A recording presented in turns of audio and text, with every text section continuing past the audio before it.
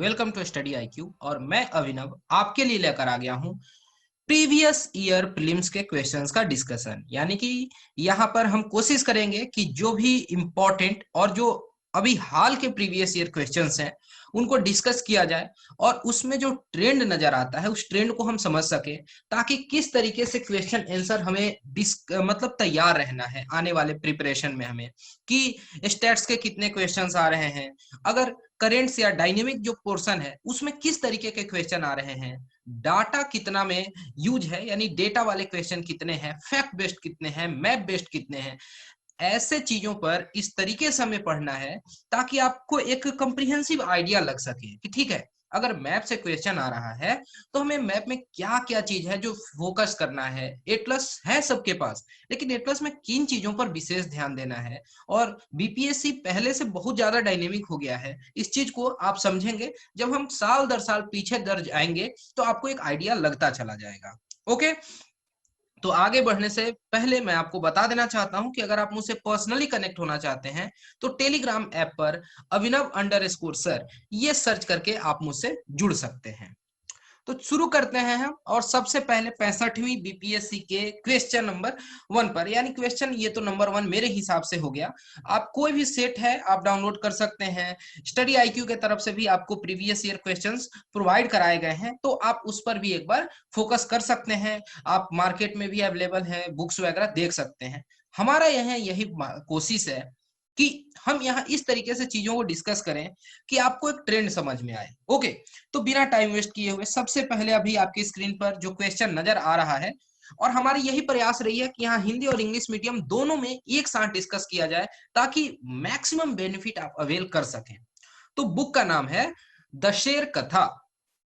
किस बुक को किसने लिखा है, और आपके पास इस तरीके से 4 ऑप्शन दिए गए हैं। और आप बीपीएससी का ट्रेंड जानते हैं कि जो आखिरी ऑप्शन होता है ऑप्शन ई, उसमें लिखा रहता है उपयुक्त में से कोई नहीं, यानी नन ऑफ द एबव, या एक से अधिक ऑप्शन।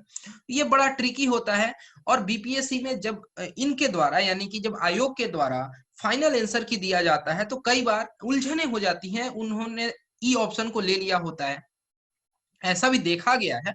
तो इन चीजों के लिए भी आपको रेडी रहना पड़ता है। तो ऐसे नहीं कि 4 में से पहला ही नाम दिखा तो टिक कर लिए, हो सकता है आपको आगे पता चलेगा कि हाँ ऑप्शन ई भी होता है, ऐसे आंसर्स होते हैं। और 64th में 17 से 18 ऐसे क्वेश्चंस थे जिनका ऑप्शन ई आंसर था, ये भी सच्चाई है। तो दशहर कथा किसके द्वारा लिखा गया है, तो ये एक आसान सा सवाल है मेरे हिसाब से। और क्योंकि जब भी आप अगर मॉडर्न हिस्ट्री वगैरह पढ़ते हैं तो ये आपके लिए आसान है जानना, और आंसर है ऑप्शन ए, यानी सखाराम गणेश देउस्कर। ओके, तो इनके द्वारा ये बुक लिखी गई है, और इस बुक का अगर आप मकसद समझे क्या है, तो जिस तरीके से ब्रिटिशर्स के द्वारा इंडिया के जो ट्रेड एंड कॉमर्स है, ये कह लें कमर्शियल और इंडस्ट्रियल एक्सप्लॉइटेशन किया गया है, जिस तरीके से दादा भाई नौरोजी ने ब्रिटिश के एक ऐसे टेंडेंसी को बताने की कोशिश की कि वो किस तरीके से ड्रेन ऑफ वेल्थ कर रहे हैं, उस थ्योरी को बताया है। उसी तरीके का एक ये बुक जो है ये गणेश देवसर जी के द्वारा देवस्कर जी के द्वारा लिखा गया है। तो पहला का करेक्ट आंसर ऑप्शन ए। जो क्वेश्चन नंबर 2 है, अब ये जो क्वेश्चन है ये कंट्रोवर्शियल था। क्यों, आप समझ जाएंगे अभी। क्वेश्चन में पूछा गया है कि बिहार में सर्च लाइट समाचार पत्र के संपादक कौन थे, और यहाँ पर ऑप्शंस इस तरीके से दिए गए हैं: अब्दुल बारी, लंबोदर मुखर्जी, मुरली मोहन प्रसाद और रामानंद चटर्जी। और ऑप्शन ई जो है उपयुक्त में से कोई नहीं या उपयुक्त में से एक से अधिक। आपके स्क्रीन पर एक न्यूज़पेपर नजर आ रहा है, ये है सर्चलाइट, द सर्चलाइट। और ये आप देखेंगे यहाँ ध्यान से, तो ये आप छपा हुआ देख रहे हैं कि ये मंडे का, ये मतलब मंडे पटना लिखा हुआ है, लेकिन ये आजादी के बाद का ये न्यूज़पेपर जो नेट पर अवेलेबल था, जो मुझे मिल पाया, मैंने आपको दिखाने का यहाँ प्रयास किया है। ओके, तो ध्यान दीजिएगा, ये न्यूज़पेपर जो है इससे बहुत सारे पर्सनालिटी जुड़े हुए थे। जैसे ये सर्चलाइट जो न्यूज़पेपर है, इसका शुरुआत होता है 1918 में, 1918 के दौर में। और उस समय ये कैसा था, तो द्विसाप्ताहिक समाचार था, यानी कि बाई वीकली था। 1920 आते आते होता क्या है कि ये जो न्यूज़पेपर है ये ट्राई वीकली हो जाता है। और 1930 की अगर बात करें तो ये डेली बेसिस पर पब्लिश होने वाली न्यूज़पेपर हो जाती है। इसमें देखेंगे कि डॉक्टर राजेंद्र प्रसाद जो हैं या फिर सैयद हसन इमाम, तो ये इसके संस्थापकों में से थे। यहाँ संस्थापक नहीं पूछा गया, संपादक पूछा गया है। ओके, इसी तरीके से सैयद हैदर हुसैन और महेश्वर प्रसाद जो थे, ये पहले 2 एडिटर्स हुआ करते थे। और इस न्यूज़पेपर के बारे में बहुत कुछ आपको पता होना चाहिए, जैसे कि मुरली मनोहर प्रसाद जो हैं, समाचार पत्र के सबसे लंबे समय तक संपादन का काम करे हैं। ओके, अब ये आप समझ जाएंगे कि ये क्वेश्चन के हिसाब से आप डायरेक्टली आंसर लगा सकते थे कि हाँ ठीक है, मुरली मोहन प्रसाद एक मेंबर रहे हैं, इससे इत्तेफाक रखते हैं, तो आप इसका करेक्ट आंसर क्या अपने हिसाब से सोचेंगे कि हमें करेक्ट आंसर सी दे देना चाहिए। लेकिन जो आयोग की तरफ से आंसर की जारी की गई, उसमें उन्होंने करेक्ट आंसर ऑप्शन ई को लिया था। क्यों?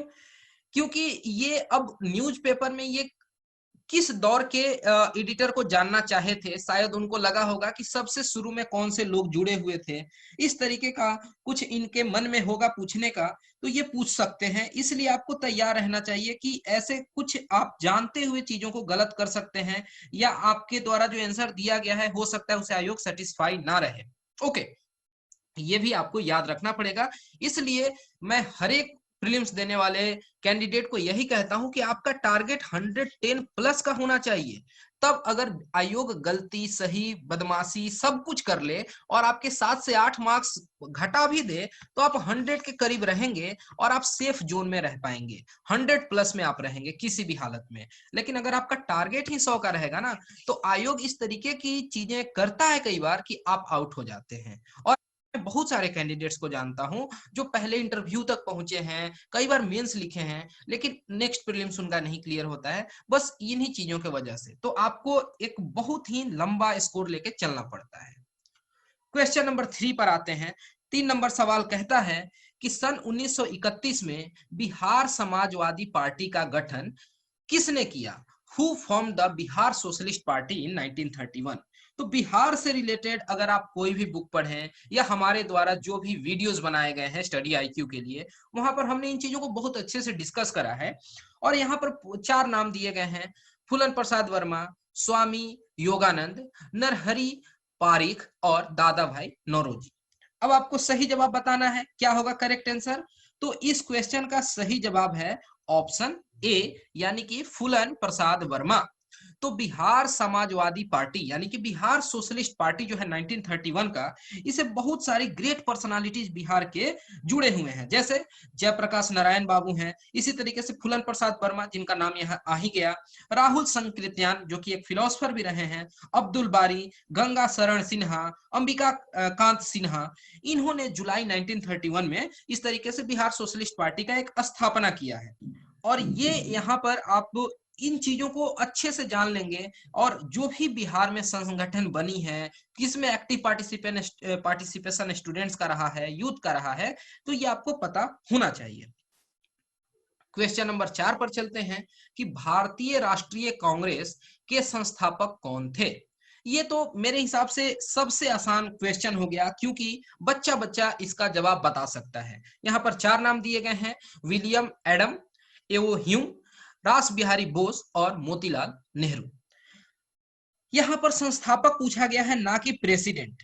तो आप जानते हैं कि ब्रिटिश एक रिटायर्ड ऑफिसर थे उस समय, जिनके द्वारा ये कांग्रेस की स्थापना की गई। कई तरीके की थ्योरीज दी जाती हैं, कुछ लोग कहते हैं कि ये प्रेशर वॉल्व की थ्योरी है, इंडियन अपने हिसाब से इंटरप्रेट करते हैं। तो मिला जुला के आप इसका सही जवाब बता देंगे डायरेक्टली कि इस 4 का सही आंसर ऑप्शन बी होगा। यो ह्यूम जो हैं, इनके द्वारा ही इंडियन नेशनल कांग्रेस का 1885 में फॉर्मेशन होता है, कि इनिशिएटिव लिया जाता है, और सबसे पहला जो इसका मीटिंग होता है गोकुल दास तेजपाल संस्कृत विद्यालय बॉम्बे में होता है। और उसमें ये आपका काम है मुझे बताना कि टोटल कितने डेलीगेट्स थे। ओके, अब आ जाते हैं क्वेश्चन नंबर 5 पर। ये एक बहुत ही पॉपुलर कोट है आजादी के दिनों का, जब स्वराज टर्म का अलग अलग इंटरप्रिटेशन किया जाता था उस दौर में। गांधी जी ने भी हिंद स्वराज पुस्तक लिख दी। ओके, तो एक ग्रेट पर्सनालिटी के द्वारा ये लाइन कहा गया कि स्वराज मेरा जन्मसिद्ध अधिकार है और मैं इसे लेकर ही रहूंगा। Swaraj is my birth right and I shall have it. ये किसके द्वारा कहा गया? बिपिन चंद्र पाल, अरविंद घोष, ये बाल गंगाधर तिलक या सुभाष चंद्र बोस। बताना है आपको। तो ये गर्म दल के नेता हैं और इनका नाम है बाल गंगाधर तिलक। तिलक साहब के द्वारा ये बात कही गई कि स्वराज जो है वो मेरा जन्म सिद्ध अधिकार है और मैं इसे हासिल करके रहूंगा। ओके, मैं इसे लेकर ही रहूंगा। तो बाल गंगाधर तिलक, लाल बाल पाल, ये जो पिक्चर है इसमें आप लाल बाल पाल तीनों व्यक्तियों को देख पा रहे हैं। तो यहाँ तिलक साहब जी के द्वारा ये बात कही गई थी और इनको लोकमान्य के नाम से जानते हैं। इनसे रिलेटेड दो न्यूज़पेपर हैं, एक का नाम है केसरी जो कि मराठी न्यूज़पेपर है और दूसरी एक न्यूज़पेपर है जिसको मराठा या महाराठा कहते हैं, वो इंग्लिश में प्रकाशित की जाती थी। ओके, तो ये बहुत ही एक्टिव रहे हैं। गांधी जी से पहले के फेज में ये सबसे बड़े मास लीडर हुआ करते थे। क्वेश्चन नंबर 6 पर आते हैं कि रविंद्रनाथ टैगोर ने अपनी नाइटहुड उपाधि किस कारण त्यागी। Rabindranath Tagore gave up his knighthood because of. तो यहाँ पर कुछ ऐसे इंसिडेंट्स हुए थे जिसके रिस्पॉन्स में रविंद्रनाथ ठाकुर ने अपना ये नाइटहुड का उपाधि लौटा दिया अंग्रेजों के द्वारा। ब्रिटिश कह लें कि ब्रिटेन की महारानी के द्वारा ये एक उपाधि दिया जाता था, टाइटल दिया जाता था और इससे उनके नाम के आगे सर लग जाता है, जैसे सर सैयद अहमद खान या फिर सर गंगाराम। तो ये जो नाइटहुड की उपाधि है, तो इसी को उन्होंने वापिस कर दिया कि हमें नहीं चाहिए आपकी उपाधि, जब आप हम पर इतने ब्रूटल हैं तो आप किस बात के लिए हमें ये उपाधि दे रहे हैं। तो ये इंसिडेंट था जालियांवाला बाग हत्याकांड। ठीक है, कहां हुआ? तो पंजाब के प्रोविंस में हुआ और ये बात तब की है 1919 में, जब जालियांवाला बाग हत्याकांड होता है, जिसके विरोध में रविंद्रनाथ टैगोर जो हैं उन्होंने इस उपाधि को लौटा दिया। अब आपको रविंद्रनाथ टैगोर के बारे में थोड़ा और भी पता हो जाना चाहिए कि इनको नोबेल पुरस्कार मिला है तो कब मिला, क्या ये पहले एशियाई थे? तो बिल्कुल पहले एशियाई थे जिनको कि नोबेल प्राइज मिलता है। और आगे पता होना चाहिए कि इनको 3 जून 1915 को नाइटहुड से सम्मानित किया गया था, जो कि वो 4 साल बाद लौटा देते हैं। और इनसे रिलेटेड जो भी इंपॉर्टेंट बातें हैं वो आप बिल्कुल इकट्ठा कर लेंगे। ऐसे ग्रेट पर्सनालिटीज के बुक्स, उनकी जो अवार्ड है, या उन्होंने कुछ ऐसा कीर्तिमान स्थापित किया है, जैसे कि जब स्वदेशी आंदोलन हो रहे थे बंगाल के प्रोविंस में, तो वहां पर ये जो राखी बांधने का एक कल्चर इन्होंने डेवलप किया वहां पर, ये सब कुछ अद्वितीय है, ये आप याद रखेंगे। क्वेश्चन नंबर 7 पर आते हैं कि भारत सेवक समाज यानी कि अंग्रेजी में बोले सर्वेंट्स ऑफ इंडिया सोसाइटी की स्थापना किसने की? Who established the servants of India society? और ऑप्शन इस तरीके से दिए गए हैं: लाला लाजपत राय, बिपिन चंद्र पाल, गोपाल कृष्ण गोखले और भगत सिंह। या ऑप्शन ई तो आप जान ही रहे हैं कि नॉन ऑफ द अबव या एक से अधिक। क्या होगा सही आंसर? ये मेरे हिसाब से एक आसान सवाल है और इसका करेक्ट आंसर है ऑप्शन सी, गोपाल कृष्ण गोखले, जो कि महात्मा गांधी के राजनीतिक गुरु भी हुआ करते थे। और 12 जून 1905 को गोपाल कृष्ण गोखले द्वारा सर्वेंट्स ऑफ इंडिया सोसाइटी की स्थापना विभिन्न सामाजिक समूह के भारतीयों को समाज सेवा और सुधार के लिए प्रशिक्षित करने के लिए किया गया था। ठीक है, तो ये बात आपको जानकारी होना चाहिए। जरा गोपाल कृष्ण गोखले के बारे में और पता कर लेंगे, क्या ये कभी कांग्रेस के प्रेसिडेंट बने हैं, अगर बने हैं तो कब बने हैं, ये सब कुछ थोड़ा बहुत जानकारी इकट्ठा करते चलिए। क्वेश्चन नंबर 8 पर आते हैं। ये बहुत ही क्रांतिकारी एक घटना था आजादी के पहले के भारत में, जो काकोरी कॉन्स्पिरेसी कहते हैं या कह लेते हैं काकोरी ट्रेन रॉबरी केस, यानी काकोरी ट्रेन डकैती कांड में किन किन क्रांतिकारियों को फांसी की सजा दी गई थी। ओके, मतलब hang to death. Option A है रामप्रसाद बिस्मिल और अशफाक उल्ला खां। दूसरा ऑप्शन है वीर सावरकर और वासुदेव चापेकर। ऑप्शन सी है प्रफुल्ल चंद्र चाकी और खुदीराम बोस। और चौथा ऑप्शन है सूर्य सेन और उधम सिंह। या ऑप्शन ई, आपको मैं बार बार रिपीट नहीं करूंगा, ऑप्शन ई कह दूंगा तो आप समझ जाइएगा, नॉन ऑफ द अबव या मोर देन वन। तो देखिए ये एक आसान क्वेश्चन है, क्योंकि हम अपने क्रांतिकारियों को तो इतने अच्छे से जानते हैं कि हर एक के बारे में हम बहुत अच्छे से जानते हैं। उधम सिंह का क्या योगदान रहा, सूर्य सेन है तो यहाँ पर चटगांव आर्म रॉबरी से आप जानते हैं, प्रफुल्ल चंद्र चाकी और खुदीराम बोस, इन्होंने जो एक किंग्सफोर्ड को मारने का प्रयास किया, हालांकि वो एक असफल प्रयास था। वीर सावरकर, वासुदेव चापेकर, ये चापेकर ब्रदर्स को आप जानते हैं। और जो रैंड का मर्डर होता है उससे आप कनेक्ट करते हुए इन्हें देखते हैं, जानते हैं। तो 8 का सही ऑप्शन है ऑप्शन ए, जो कि है राम प्रसाद बिस्मिल और अशफाक उल्लाह खां। इन्होंने ही काकोरी ट्रेन डकैती कांड को अंजाम देने का प्रयास किया था, जिसके लिए इन्हें फांसी की सजा दी गई। क्वेश्चन नंबर 9 पर चलते हैं। इंडिया फॉर इंडियंस बुक किसने लिखी? Who wrote the book India for Indians? तो इस क्वेश्चन को देख के आप ये समझ गए होंगे कि बीपीएससी बुक्स एंड ऑथर से सवाल पूछता है, क्योंकि जो हमारा पहला क्वेश्चन था, क्वेश्चन नंबर 1, देशेर कथा किसके द्वारा लिखा गया था, और ये अब दूसरा सवाल आ गया कि इंडिया फॉर इंडियंस किताब किसने लिखी है? Who wrote the book India for Indians. आपके सामने यहाँ पर उस बुक का एक फोटो पड़ा हुआ है और यहाँ पर नाम भी लिखा हुआ है। 1917 की पुस्तक है, चितरंजन दास जी के द्वारा ये लिखा गया। तो 9 का सही आंसर क्या हो जाएगा? ऑप्शन ए, सीआर दास। इनको कहते हैं सीआर दास या चितरंजन दास। क्या इनको किसी और नाम से जानते थे? जरा एडिशनल रिसर्च कर लीजिए और इनका क्या योगदान है ये भी आपको पता होना चाहिए। क्वेश्चन नंबर 10 पर आते हैं। बहुत ही बढ़िया सवाल है कि सत्य शोधक समाज की स्थापना किसने की थी? अब देखिए, आपको बता दें कि अभी तक बीपीएससी के हम लोग 10 सवाल को देखे हैं, जिसमें 2 किताब पूछा जा चुका है और 2 संगठन पूछा गया, एक सर्वेंट्स ऑफ इंडिया सोसाइटी और दूसरा ये। अब इससे आपको पता चल गया कि आजादी के पहले के भारत में जो भी इंपॉर्टेंट ऑर्गेनाइजेशंस वगैरह हैं उनके बारे में भी आपको पता होना चाहिए। सत्य शोधक समाज के लिए सवाल हो गया। यहाँ पर दयानंद सरस्वती, ज्योतिबा फुले, महात्मा गांधी और डॉक्टर बाबा साहब अंबेडकर, या इनमें से कोई नहीं, एक से अधिक। क्या होगा सही जवाब? तो ये आसान सवाल है क्योंकि आप सभी जानते हैं ज्योतिबा फुले साहब को। तो करेक्ट आंसर हो गया 10 का ऑप्शन बी। ओके, अब हम आ जाते हैं अगले सवाल यानी क्वेश्चन नंबर 11 पर, और यहाँ पर कहा जा रहा है कि भारतीय राष्ट्रीय कांग्रेस यानी आईएनसी, इंडियन नेशनल कांग्रेस की प्रथम महिला प्रेसिडेंट यानी कि फर्स्ट वीमेन प्रेसिडेंट पूछा जा रहा है आईएनसी का। तो इसमें 4 नाम दिए गए हैं, कस्तूरबा गांधी, श्रीमती एनी बेसेंट, सरोजनी नायडू और भक्ति लक्ष्मी देसाई। ये आसान सवाल है जिसको आंसर पता है, और ये बिल्कुल मैं मानता हूं कि इजी है, कोई भी इसका जवाब दे सकता है।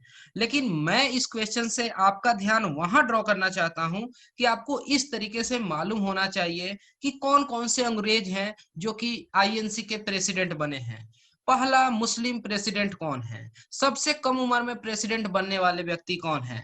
सबसे ज्यादा बार प्रेसिडेंट बनने वाले व्यक्ति कौन है? इस तरीके का जो सवाल है उसका आंसर पता होना चाहिए। महात्मा गांधी जो कि बहुत बड़े और इंपॉर्टेंट पर्सनालिटी हैं भारत के लिए, तो वो किस सेशन में प्रेसिडेंट बने? जो कांग्रेस का स्प्लिट हुआ वो किस सेशन में हुआ?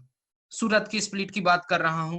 फिर से जो गरम दल और नरम दल है मर्ज हो जाते हैं, किस सेशन में होते हैं? ऐसी चीजों पर आपका विशेष फोकस रहना चाहिए। ये महिला वाला जो सवाल है 2 तरीके का होता है। एक होता है कि भारतीय राष्ट्रीय कांग्रेस की प्रथम महिला, तो उसमें डायरेक्ट आप बताएंगे कि ये बात हो रही है श्रीमती एनी बेसेंट जी की। लेकिन अगर सवाल यहाँ पर ये आ जाए कि भारतीय महिला कौन है, तो वहां पे आंसर होता है सरोजनी नायडू। तो 11 नंबर सवाल का सही जवाब होगा ऑप्शन बी, यानी श्रीमती एनी बेसेंट। और आपको ये भी पता होगा कि एनी बेसेंट भारतीय मूल की नहीं थी, ये कांग्रेस की पहली महिला प्रेसिडेंट बनी है। उस समय 32nd सेशन था कांग्रेस का, और वो हुआ था कलकत्ता में, और साल कौन सा था? तो 1917, 32वें कांग्रेस के सत्र का अध्यक्षता का इन्होंने काम किया है। ओके, चलिए इतना जानकारी काफी है। क्वेश्चन नंबर 12, और यहां पर कहा जा रहा है कि व्यक्तिगत स्वतंत्रता आंदोलन, जिसको कि इंग्लिश में कहते हैं इंडिविजुअल सत्याग्रह, बीपीएससी में इसके ऊपर मेंस में भी क्वेश्चन पूछा जाता है। तो आपसे कहा जा रहा है कि इंडिविजुअल सत्याग्रह के पहले सत्याग्रही कौन थे? यहाँ पर नाम दिए गए हैं सरोजनी नायडू, जिनको नाइटिंगेल ऑफ इंडिया भी कहते हैं, सी राजगोपालाचारी, आचार्य विनोबा भावे या सुभाष चंद्र बोस। सोचिए और इसका जवाब आपको ढूंढना पड़ेगा। ओके, तो करेक्ट आंसर तो हो गया, आप सभी जानते हैं कि आचार्य विनोबा भावे की बात हो रही है। लेकिन उससे आगे बढ़ते हुए द्वितीय और तृतीय सत्याग्रही का नाम आपको पता होना चाहिए। और सेकंड सत्याग्रही हैं जवाहरलाल नेहरू यानी पंडित नेहरू सेकंड सत्याग्रही थे, ये भी बात पता होना चाहिए।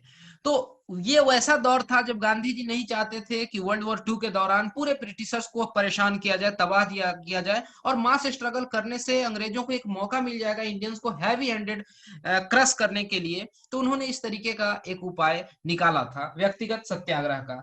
हर जगह सत्याग्रही बन रहे थे, और आपको बिहार में सत्याग्रह किस तरीके से हुआ इंडिविजुअल लेवल पर, ये सब भी थोड़ा पता होना चाहिए। तो 17 अक्टूबर 1940 को महात्मा गांधी ने आचार्य विनोबा भावे को प्रथम सत्याग्रही और जवाहरलाल नेहरू को दूसरे सत्याग्रही के रूप में चुना था। ये इंपॉर्टेंट। क्वेश्चन नंबर 13 आप देख रहे हैं आपकी स्क्रीन पर। सवाल यह है कि इंडिया हाउस जो कि लंदन में है, इसका स्थापना किसके द्वारा किया गया था? श्यामजी कृष्ण वर्मा, या फिर रास बिहारी बोस, या रामचंद्र, या फिर तारकनाथ दास, या ऑप्शन ई तो आप सभी जानते ही हैं। तो क्वेश्चन नंबर 13 का सही जवाब है ऑप्शन ए, यानी कि श्यामजी कृष्ण वर्मा। इस इंडिया हाउस से बहुत सारे इंपॉर्टेंट जो रेवोल्यूशनरीज हैं उनका कनेक्शन रहा है। ये आपके स्क्रीन पर इंडिया हाउस की तस्वीर भी नजर आ रही है। तो इसका स्थापना का जब जिक्र आए तो आपको पता होना चाहिए कि इसका लोकेशन कहां पर है। तो ये श्यामजी कृष्ण वर्मा ने जो वहां पे क्रोमवेल एवेन्यू है लंदन में, वहां पर इसका स्थापना किया था इंडियन स्टूडेंट्स के लिए। एक तरीके से ये हॉस्टल हो गया जहां इंडियन स्टूडेंट्स जाके रह सके, और यहाँ पर 25 छात्रों के लिए रहने का, आवास का मतलब एक व्यवस्था किया गया था। और कृष्ण वर्मा जी जो है ना, इनके बारे में जान लीजिए कि इनकी जो मैगजीन है द इंडियन सोशियोलॉजिस्ट, और वो ये इंडिया हाउस का ही एक पार्ट हुआ करता था। और इंडिया हाउस का जो लीडरशिप है ये बाद में ट्रांसफर हो जाता है वीर दामोदर सावरकर यानी वीडी सावरकर को। ओके, कब? तो 1907 में। क्वेश्चन नंबर 14 कि भागलपुर में नमक सत्याग्रह का नेतृत्व किसने किया था? हु लेड द सत्याग्रह या सॉल्ट सत्याग्रह इन भागलपुर? श्री कृष्ण सिंह, महादेव लाल सर्राफ, कुमार मिश्र, या सत्यनारायण, या ऑप्शन ई एक से अधिक इनमें से कोई नहीं। सवाल आसान है, अगर आपने स्टडी आईक्यू के वीडियोस को देखा है या बिहार स्पेसिफिक करंट अफेयर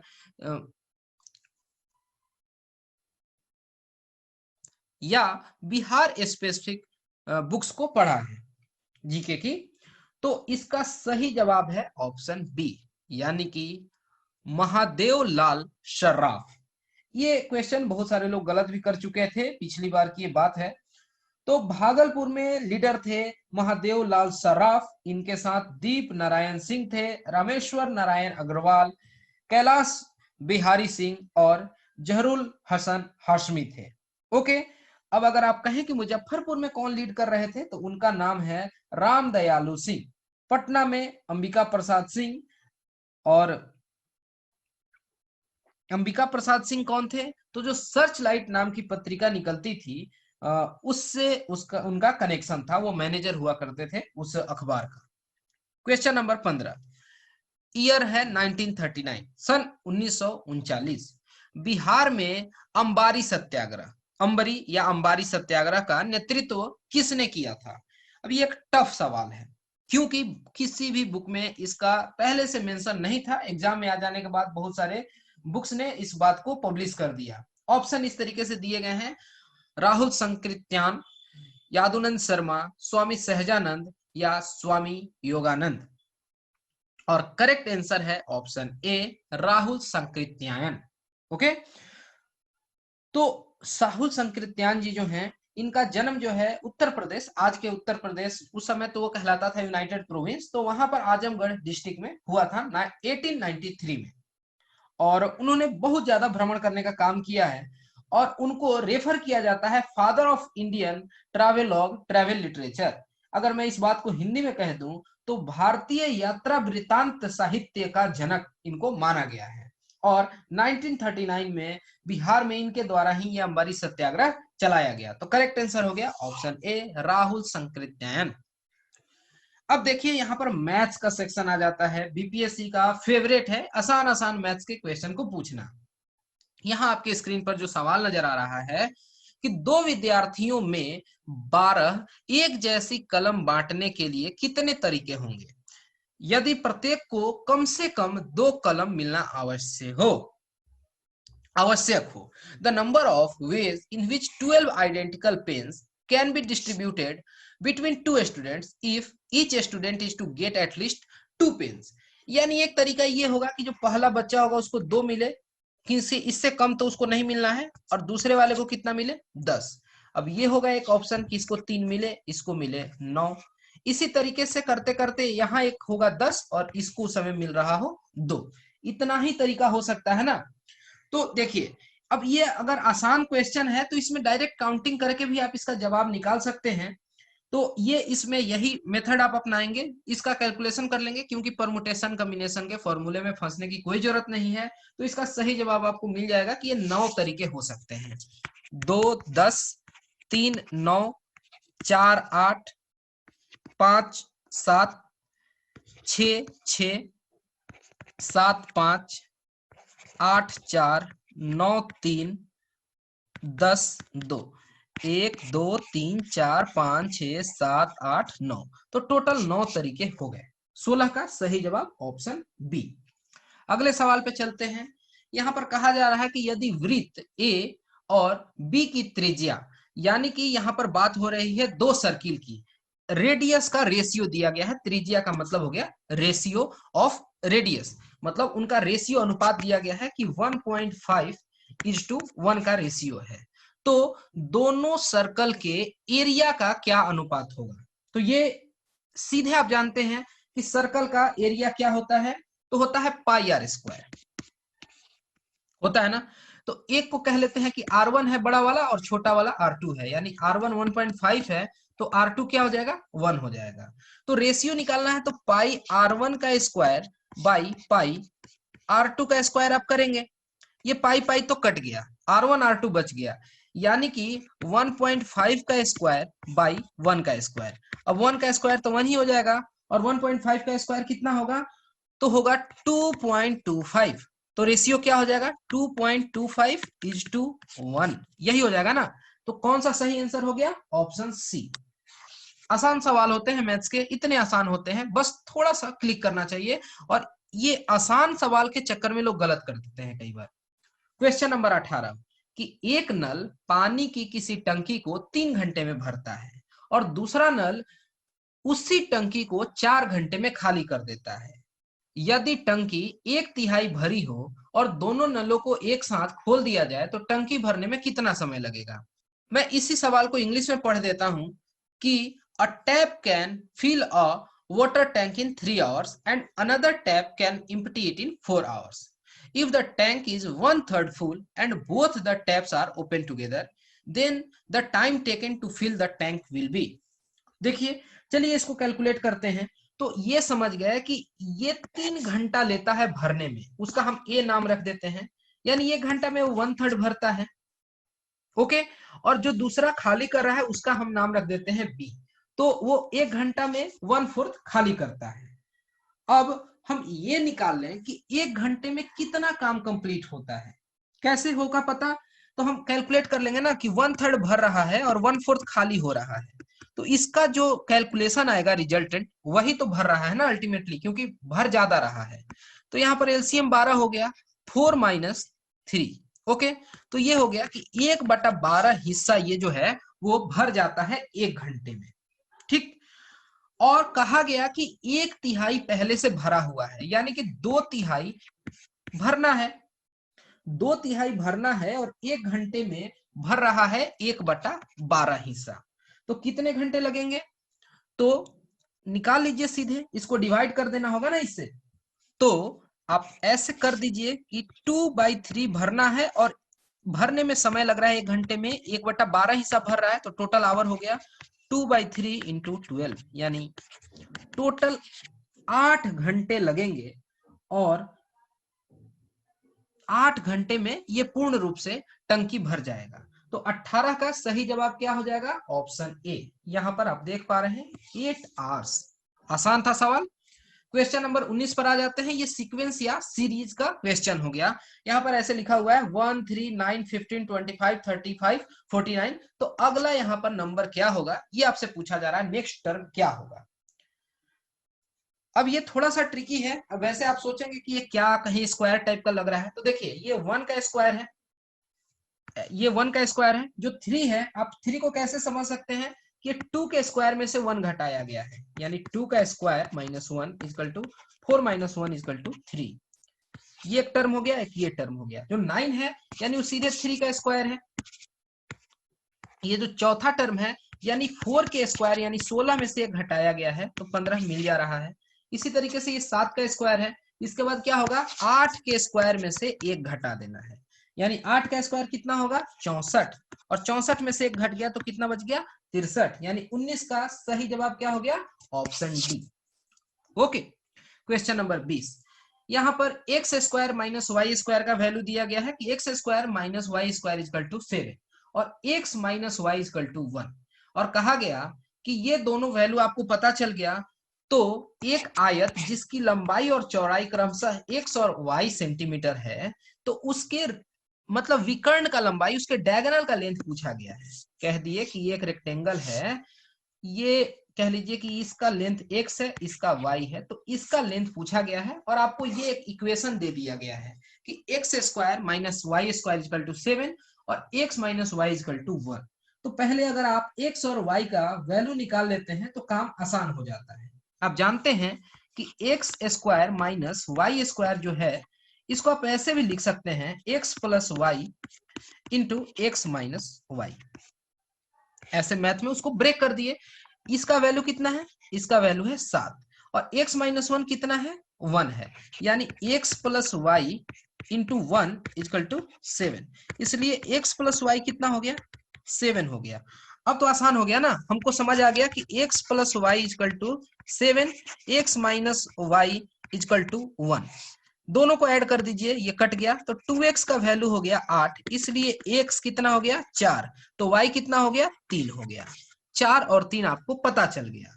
तो अब आप ये समझ गए कि ये वैल्यू 4 है, ये वैल्यू 3 है, तो ये कैसे निकाल लेंगे। अब तो ये आसान है ना, अंडर रूट पाइथागोरस थ्योरम याद आ रहा है ना, under root X square plus Y square, यानी कि अंडर रूट 16 प्लस 9 यानी 4 का स्क्वायर इंटू 3 का स्क्वायर, अंडर रूट 25, जिसका मतलब हो गया 5 आंसर प्लस माइनस 5। यहाँ पॉजिटिव टर्म में बताना है तो 20 का सही जवाब क्या हो गया, ऑप्शन ए।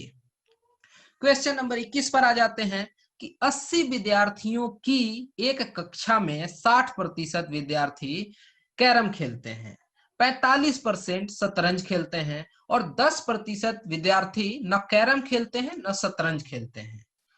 तो केवल शतरंज खेलने वाले विद्यार्थियों की संख्या, यानी कि एक क्लास है जिसमें 80 स्टूडेंट्स हैं, उसमें 60% students play carrom, 45% play chess and 10% students neither play carrom nor chess. तो केवल यानी ओनली चेस खेलने वाले स्टूडेंट्स का नंबर आपसे पूछा जा रहा है। चलिए इसको सॉल्व कर लेते हैं। ये आसान सवाल होता है, लेकिन अगर आप इसका सही से दिमाग में अपने विवरण भर लेते हैं तो चलिए इस चीज को हम लोग वेन डायग्राम से समझते हैं। एक ड्रॉ कर लेते हैं पहले बॉक्स। इसका ये मतलब हो गया कि ये टोटल स्टूडेंट्स हैं। ये जो सर्कल है ये दिखाने की कोशिश की जा रही है कि ये वो बच्चे हैं जो कि केवल चेस खेलते हैं, या कह लीजिए कि जो कैरम खेलते हैं। ये हो गए। ये जो बी वाला ब्लॉक है ये ऐसे बच्चों का है जो कि बस चेस खेलते हैं, और ये जो दोनों हैं ऐसे बच्चे हो गए जो कि कैरम और चेस दोनों खेल रहे हैं। ठीक है, तो हम इसको क्या कह देते हैं, इसको कह देते हैं कि ये सी है, और ये बाहर वाला जो बच गया इसको कह देते हैं कि डी है। ए बी सी डी, ये हो गया ना हमारा। अब ये बात तो एकदम तय है कि 60% विद्यार्थी कैरम खेलते हैं। ओके, यानी कि ये यहां पर मैं इस तरीके से हेज कर रहा हूं, यहां स्टार, ये जो इस तरीके से हेचेड एरिया है इसको ए कह रहा हूं, और ये जो स्टार बना हुआ एरिया है इसको स्मॉल बी। तो ए प्लस सी, ये जो होगा क्या होगा 80% सॉरी 80 का 60%। ओके, यानी कि 80 इंटू 60/100, यानी कि 48 ऐसे बच्चे हैं जो कि A+C में आते हैं। इसी तरीके से B+C कितना होगा, तो ये 45%। ओके, तो ये कितना हो जाएगा, 80 इंटू 45/100, मतलब 36। ये 48 हो गए A+C में, और B+C में हो गए 36। ये समझ लीजिए। तो ये C वाले तो डबल हो जा रहे हैं, लेकिन साथ ही ये बता दिया गया है कि 10% ऐसे हैं जो ना कैरम खेलते हैं ना शतरंज खेलते हैं। तो 10% 80 का कितना हो गया, यानी 8 हो गया। ओके, अब ये बात तो समझ गए कि A+B+C+D यही मिला के 80 हमें पाना है। तो आपके पास ये मिल जाता है तो काम आसान हो जाता है। अब हम इसे ब्रेक करके देख लेंगे, हमें जो जो वैल्यू चाहिए वो सब हमको अब मिल जाएगा यहाँ पे, कि A कितना होगा, B कितना होगा, C कितना होगा, D कितना होगा। तो A हो जाएगा टोटल 36, B हो जाएगा टोटल यहाँ पर 24, C हो जाएगा टोटल यहाँ पे 12, और D हो जाएगा टोटल यहाँ पे 8। ओके, ये 10% वाले थे। अब आपसे क्या पूछा गया था, सीधा जवाब दे देना है कि ऐसे केवल शतरंज कौन है, स्मॉल बी का वैल्यू कितना है, 24। तो करेक्ट आंसर हो गया ऑप्शन बी। ओके, अगले सवाल पे चलते हैं, question number 22। x³ minus y³ equal to 117/8 और x minus Y equal to 3/2। तो आपको इस इक्वेशन का वैल्यू बताना है, x² plus XY plus y²।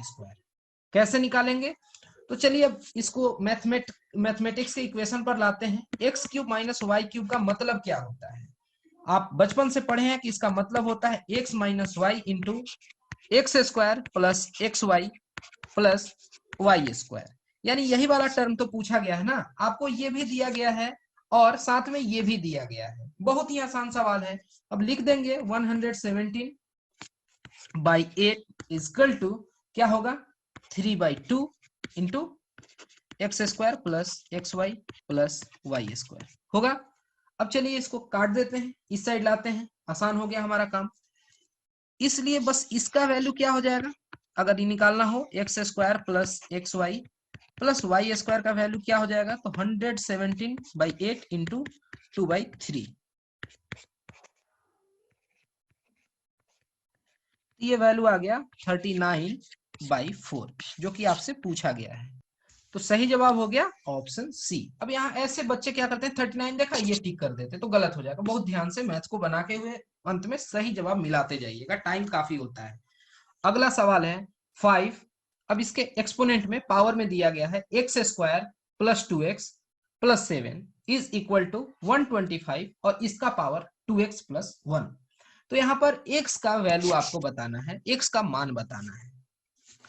अब इस चीज को हम यहाँ पहले लिख देते हैं।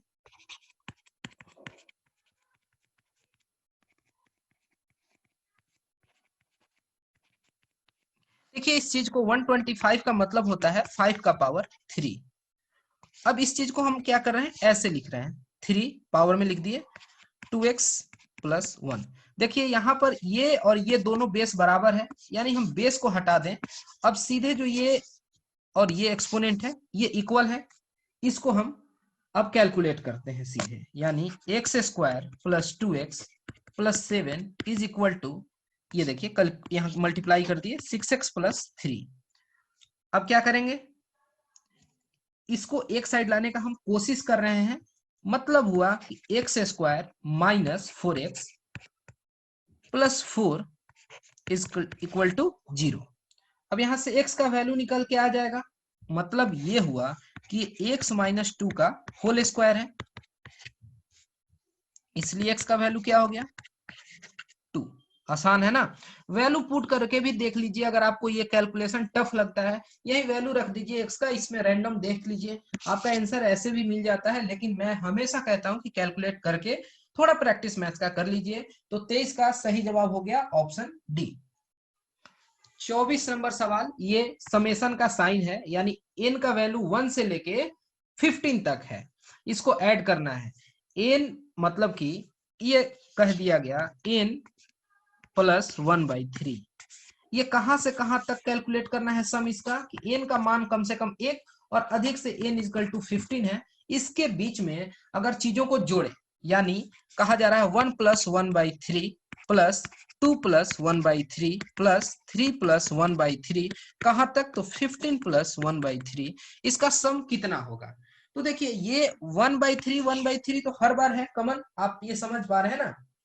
ये 1/3 टोटल 15 बार है, और ये 1 2 3 ऐसे 15 बार हो गया। इसका मतलब हो गया 1 प्लस 2 प्लस 3 कहां तक, 15 तक, प्लस 1/3 इंटू 15, ये टोटल हो गया 5। ठीक, इसका वैल्यू हो गया 5, और ये आपको सिंपली कैलकुलेट कर लेना है। आप पढ़े हैं एपी जीपी ये सब बचपन में पढ़े होंगे, 10th क्लास तक पढ़े हैं, तो इसका आप सीधे फॉर्मूला जानते हैं कि जितना होता है x इंटू एक्स प्लस 1/2 हो गया ना। यानी कि ये 15 गुने की 16 बटा 2, यानी कि 120 हो गया। ये 120 और ये कितना है, 5 है, यानी टोटल कितना हो गया सम, 125। 24 का सही जवाब ऑप्शन ए। आसान सवाल था। क्वेश्चन 25, यहाँ कहा जा रहा है कि 2 रेलगाड़ियां हैं, 2 ट्रेन हैं, और हर एक का लेंथ है 150 मीटर, और उनकी जो स्पीड है वो है 90 km/h, और दोनों एक दूसरे के अपोजिट डायरेक्शन में मूव कर रही हैं। ठीक है, तो दोनों को, यानी दोनों ट्रेन को क्रॉस करने में कितना टाइम लगेगा, कितने सेकंड लगेंगे। तो देखिए यहाँ पर एक ट्रेन है 150 मीटर की, 2 ट्रेनें हैं इक्वल लेंथ की, तो टोटल लेंथ कितना हो गया, ये एल कितना हो गया, 300 मीटर। स्पीड कितना हो गया, जब अपोजिट डायरेक्शन में होता है तो हमेशा स्पीड ऐड हो जाता है, यानी 180 km/h है, जिसको हमें मीटर पर सेकंड में कन्वर्ट करना है, क्योंकि यहाँ पर स्मॉल यूनिट है, मीटर में लेंथ दिया गया है। तो चलिए 180 किलोमीटर प्रति घंटा को सीधे कन्वर्ट कर लीजिए मीटर पर सेकंड में, यानी 180 इंटू 5/18 कर दीजिए, यानी हो जाएगा 50 मीटर प्रति सेकंड। अब ये कितना सेकंड लगेगा, टोटल दूरी है, टोटल टाइम है, तो निकाल लेंगे ना कि सॉरी टोटल लेंथ और टोटल स्पीड दिया गया है, तो टाइम निकल जाएगा। Time is equal to distance by speed, यानी 300/50, ये कट गया तो हो गया 6 सेकंड इसका आंसर। 25 का सही जवाब ऑप्शन सी। ओके, अगले सवाल पर चलते हैं कि हड्डियों की, यानी कि जो स्टडी ऑफ बोन्स है उसको क्या कहते हैं, विज्ञान की किस शाखा के अंतर्गत आता है। The study of bone is under which branch of science. यहाँ चारों टर्म पढ़ लीजिए, जियोलॉजी, सीरोलॉजी, ओरोलॉजी और ओस्टियोलॉजी। तो जियोलॉजी वगैरह तो आप समझते हैं कि धरती से इत्तेफाक रखने वाले टर्म्स हैं, ये बिल्कुल नहीं होगा।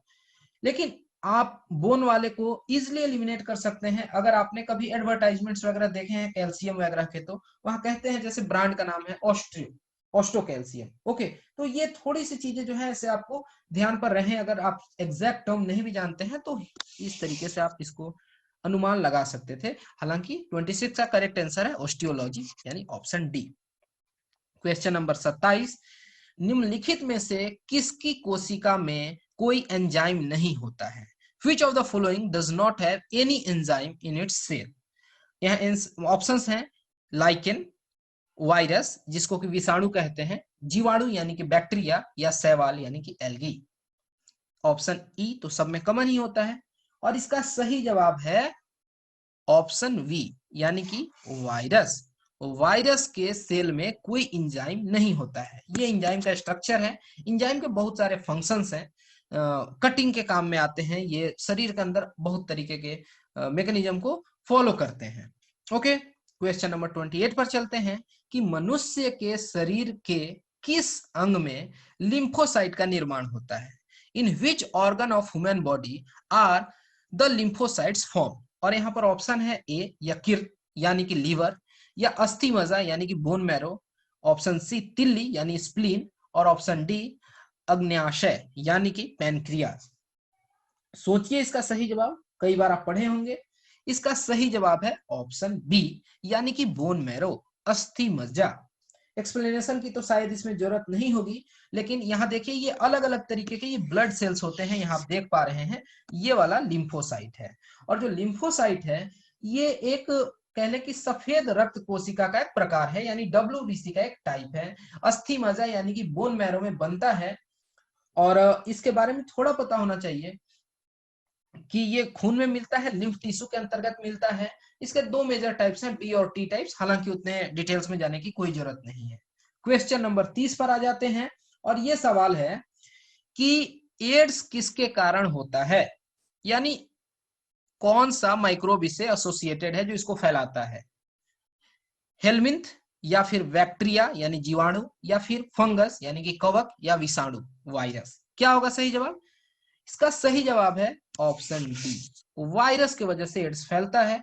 तो यहाँ ये सवाल से आपको ऐसे समझ लेना है कि जितनी भी बीमारियां हैं कौन बैक्टीरिया से होती हैं, कौन वायरस से होती हैं, कौन फंगस से होती हैं, ये सब कुछ पता होना चाहिए। जैसे जीका हो गया, काफी फेमस है, या अभी जो कोविड फैला हुआ है, तो कोविड के बारे में तो आप जान गए ना कि ये वायरस है।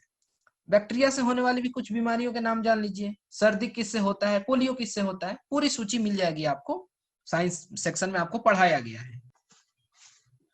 क्वेश्चन नंबर 31 देखते हैं। यहां पूछा गया है कि दाब का मात्रक क्या है। इसको लेकर काफी कंट्रोवर्सी हो गई थी, आयोग के द्वारा भी गलत आंसर दे दिया गया था। देखिए दाब हो गया यानी कि प्रेशर पूछा जा रहा है, और प्रेशर क्या होता है? फोर्स पर यूनिट एरिया होता है। अब एरिया के लिए आप कौन सा स्टैंडर्ड यूनिट यूज करते हैं कि मीटर स्क्वायर, और फोर्स होता है mass into acceleration, F equal to, ये यहां पर मैं कैपिटल यूज कर दे रहा हूं, मास इंटू एक्सेलरेशन। और मास के लिए यूनिट क्या होगा? केजी होगा। एक्सेलरेशन के लिए क्या होगा? मीटर पर सेकेंड स्क्वायर। तो यहाँ मीटर ऊपर हो गया और सेकेंड स्क्वायर नीचे, और ये मीटर स्क्वायर तो पहले से है यहाँ एरिया वाला। अब एक एम से ये स्क्वायर कट गया तो यूनिट आ जाता है केजी, और इसके बाई में आ गया यहाँ पे मीटर पर सेकेंड स्क्वायर। ये चीज हो गया, ये यूनिट होना चाहिए था, लेकिन कोई भी ऑप्शन नहीं है और आयोग ने कोई भी इसमें से ऑप्शन ले लिया था, तो करेक्ट आंसर होना चाहिए ऑप्शन ई। क्वेश्चन 32 पे चलते हैं कि सूर्य का प्रकाश पृथ्वी पर पहुंचने में कितना मिनट लेता है। अब आप सभी जानते हैं, इसको आप कैलकुलेट कर सकते हैं बहुत अच्छे से। तो अब इसका सही कैलकुलेशन आपसे नहीं पूछा गया है, आपसे अप्रोक्स में पूछा गया। ऑप्शन दिया गया है 5 मिनट, 6 मिनट, 8 मिनट या 10 मिनट, या इसमें से कोई नहीं।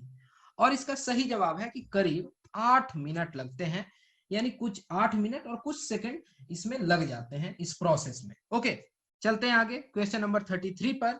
निम्नलिखित में से कौन सी आदिश राशि है? आदिश का मतलब होता है स्केलर क्वांटिटी। आप जानते हैं जब फिजिक्स आप पढ़े तो उसमें आपको दो तरीके की क्वांटिटीज नजर आती हैं, एक स्केलर जिसमें केवल मैग्नीट्यूड होता है, और एक होता है वेक्टर जिसमें कि मैग्नीट्यूड के साथ दिशा यानी कि डायरेक्शन भी दिया गया होता है।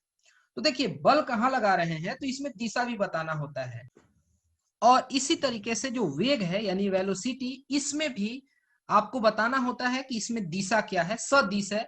जो त्वरत्व है यानी एक्सेलरेशन है, इसमें भी डायरेक्शन होता है। लेकिन ये जो दाब है, जो प्रेशर है, इसमें डायरेक्शन की बात नहीं होती है। ये एक अदिश राशि है, यानी कि ये एक स्केलर क्वांटिटी है। 33 का करेक्ट आंसर हो गया ऑप्शन बी। क्वेश्चन नंबर 34, निम्नलिखित में से किस राशि का मात्रक नहीं है? यानी आपको बताना है कि इसमें से कौन सी क्वांटिटी है जिसका कोई यूनिट नहीं होता है, which does not have unit. प्रतिबल यानी कि स्ट्रेस, बल यानी कि फोर्स, विकृति यानी स्ट्रेन, दाब, दाब यानी कि प्रेशर। अभी थोड़ी देर पहले आप देखे हैं कि दाब जो है उसका यूनिट होता है। 2 सवाल पहले हम लोग इस बात का जिक्र कर चुके हैं, तो ये तो होगा नहीं, ये तो पहले ही हट गया। ओके, यहाँ पर अब 3 हमारे पास ऑप्शंस हैं। इसमें जो फोर्स है इसके लिए भी अभी बात हुई, हम लोग न्यूटन देख रहे थे कि उसका यूनिट होता है, तो ये हो नहीं सकता है। अब यहाँ पर 2 ही बच गए हमारे पास ऑप्शन, या तो स्ट्रेस या तो स्ट्रेन। अब इसमें काफी बारीकी से आपको सोचना है और जवाब देना है। सही जवाब है ऑप्शन सी, स्ट्रेन। क्योंकि स्ट्रेन जो है एक रेशियो है, ठीक है। स्ट्रेन बताता है कि कितना ज्यादा डिफॉर्मेशन हुआ है किसी भी सॉलिड में, किसी स्ट्रेस की वजह से, किसी तनाव के कारण से एक ठोस में कितनी विरूपण आई है, इस बात को बताता है। यानी कि ये रेशियो है, परिभाषा इस तरीके से किया गया है। ये 2 लंबाइयों का अनुपात होता है, इसकी कोई मात्रक नहीं होती है, it does not have a unit. Question number 35, कहा गया है कि वायु की ध्वनि तरंग होती है किस तरीके की, तिरछी यानी कि ट्रांसवर्स, अनुदैर्घ्य यानी कि लॉन्गिट्यूडनल, विद्युत चुंबकीय यानी कि इलेक्ट्रोमैग्नेटिक, या ध्रुवीकृत यानी कि पोलराइज्ड, या इनमें से कोई नहीं, एक से अधिक। आपको सही जवाब बताना है। आसान सवाल है और इसका सही जवाब है ऑप्शन बी, अनुदैर्घ्य तरंग होती है यानी कि लॉन्गिट्यूडनल होती है। जैसा कि आप अपनी स्क्रीन पर देख पा रहे हैं, इसी तरीके से जो साउंड वेव है उसका गमन होता है। क्वेश्चन नंबर 36, यहां पर बोला गया है कि 50 डिग्री सेल्सियस का मान फॉरेनहाइट स्केल में कितना होगा। आप जानते हैं दो तरीके के थर्मोमीटर होते हैं, जनरली यूज होते हैं।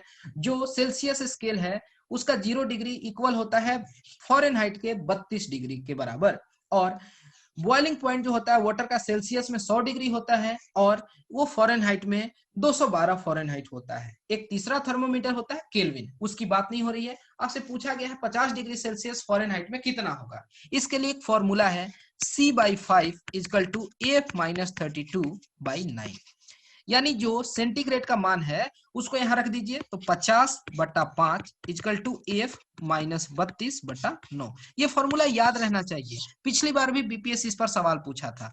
यानी ये 10 हो गया, ये इधर मल्टीप्लाई होकर 90 और ये प्लस 32 इक्वल टू AF, यानी कि 122 इसका सही जवाब हो गया। 36 का सही आंसर हो गया ऑप्शन बी।